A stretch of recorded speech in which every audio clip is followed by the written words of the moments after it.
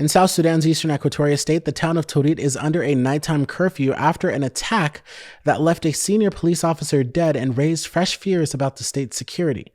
Authorities say the assault began at 5 a.m. when armed men hit the Torit military hospital and other security positions.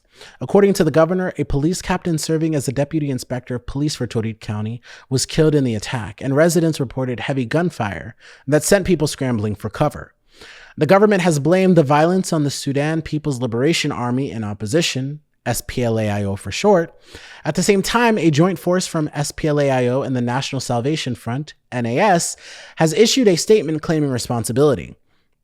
They described the raid as a targeted operation against South Sudan People's Defense Forces positions in and around Torit. They say they hit the Army's Division 7 headquarters, government forces on the outskirts of town, and a checkpoint along the Torit-Juba Road. In that statement, the joint forces claimed that 10 government soldiers were killed and others wounded, although none of those casualty figures from either side have been independently verified. In response, Eastern Equatoria Governor Louis Lobong Lajori has announced a nighttime curfew in Torit starting at 6 p.m. each day and remaining in place until the security situation improves. In a public address, he said security forces will be patrolling the streets and warned that anyone moving unnecessarily at night could be treated as a suspect because armed groups may be hiding among civilians. He outlined an exception for genuine emergencies, such as rushing someone in critical condition to the hospital, and urged people to clearly explain themselves to police or soldiers if they are stopped.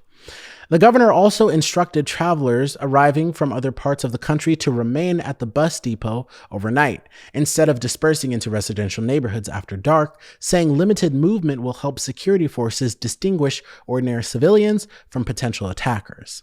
Some local civil society voices have welcomed the curfew as a necessary step, arguing that the state has a responsibility to protect lives and property when threats are high, even if that requires temporary limits on movement.